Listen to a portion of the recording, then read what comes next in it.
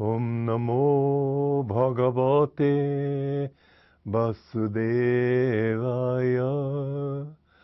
Om Namo Bhagavate Vasudevaya. Om, I bow to the Lord Vasudeva. Joy to you, friends. I would like to read again well, actually, it's not again. It's stanza 27. What is born must die. Whatever dies must be born again. Why lament that which cannot be avoided? In the stanza before, as I said last time, it's saying if you prefer to think of the self as perishable, why grieve? He's really talking about grieving here, because the next one otherwise would be a non sequitur. If what is born dies, fine, we can understand that one. But whatever dies must be born again. This is the question. The only way we can rationalize it is impersonally, that matter cannot be destroyed or created. And so when you die, the atoms that made up your body begin to reform in other bodies. And in fact, a planetarium I went to many years ago said that the atoms in your body may have existed in a prior universe before this universe was even created. It's a very lovely thing to think so expansively. The Gita here is telling us to, above all, realize that nothing should get our goat, so to speak. Nothing should make us grieve. We should accept what is, whatever is, is. You'll save yourself a lot of trouble in life if you can do that. That's one reason I've never been nervous when lecturing in public, because I think, well, if I'm a dunce and if people know it, what difference does it make? And if they like what I am doing, other people may not, so what difference does it make? This life is always just a heaving sea with everything going up and down. So if you fail at one thing, you may succeed in another. If you kill one quality, some other quality may come up that is good or bad, but don't worry about it. Just do your best. This is the essence of what the Shankya philosophy is teaching and what Krishna is teaching in these particular passages. That the first thing is to get your mind calm. Be detached from the world. Be detached from what other people think. Be detached from what happens, as the basic teaching of the Bhagavad Gita, as far as our own behavior is concerned, goes, is nishkam karma, act without desire for the fruits of action. That which will help you to achieve a calm mind will help you also to be able to see things clearly. When people at a horse race and their own horse is not, you're not sure if it's going to win or not, it's to second place and trying to move up, and you get all excited, think, come on, Jasper, come on, or whatever your name is, and you get so excited that you can't really think of anything else. Somebody says, look, I've got this problem. Look, be quiet, I'm thinking of this now. Well, if you're calm and centered, you can change from one subject to another.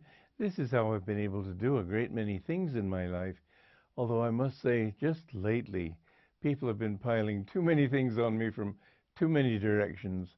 But the only thing I can do is just one at a time. I have always made my inner peace my bottom line. I will never let anything take away my inner peace. And if I have a duty which I simply haven't time to attend to because I'm attending to another one, let it be. I'm not going to get fussed about it. I'm telling that to myself right now as an affirmation because I feel pressured from many sides right now. But it doesn't matter. And fortunately, I don't have too much trouble with that. So anyway, here we're finding that what is born must die. Whatever dies must be born again.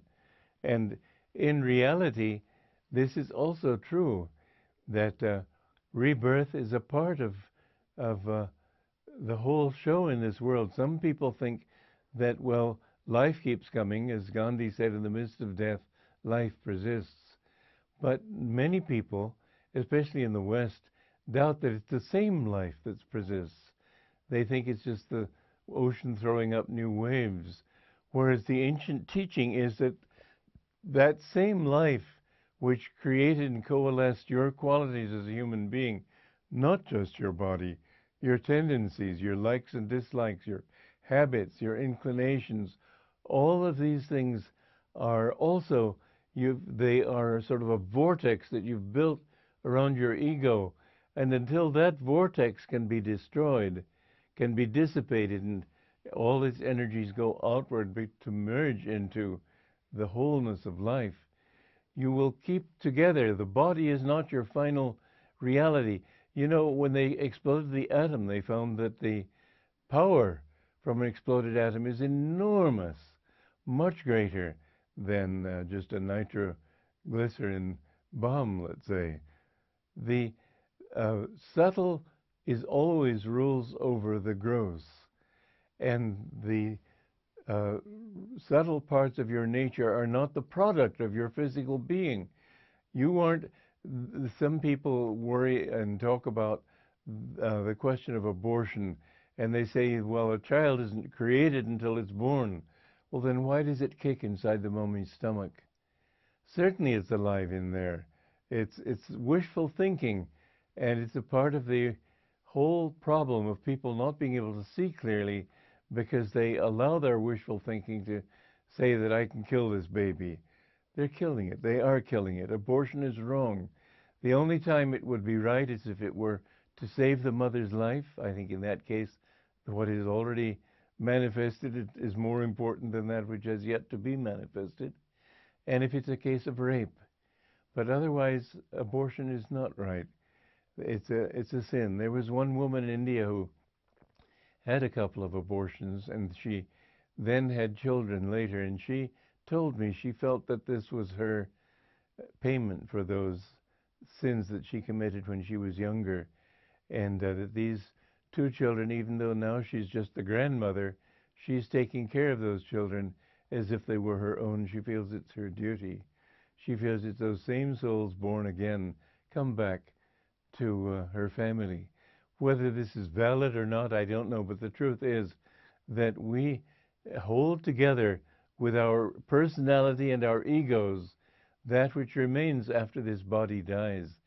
And when you die, you carry with you the tendencies that you have developed in this life, and it goes on to talk about that later in the Gita. But what you find is that after you've spent a long time there, or a short time, depending, if you have an intense desire, let's say, for smoking, you may be reborn very quickly. But most desires, well, if you have a desire for a new car, they can't satisfy that desire in the astral world, so you'll have to come back here where they have cars. If you have a longing for beautiful scenery and lovely music and so on, those desires can be satisfied in the astral world. You don't have to come back here. In fact, the scenery, the music is much more beautiful there than here. But if you have earthly desires, worldly desires, then you have to come back here where they can be satisfied.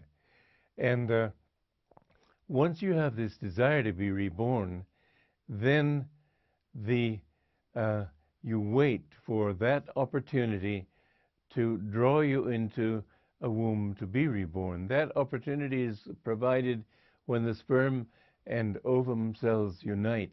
There's a flash of light in the infinite, in the ether, and those souls that are in tune with that flash of light rush to get in there, and sometimes two or three make it at the same time.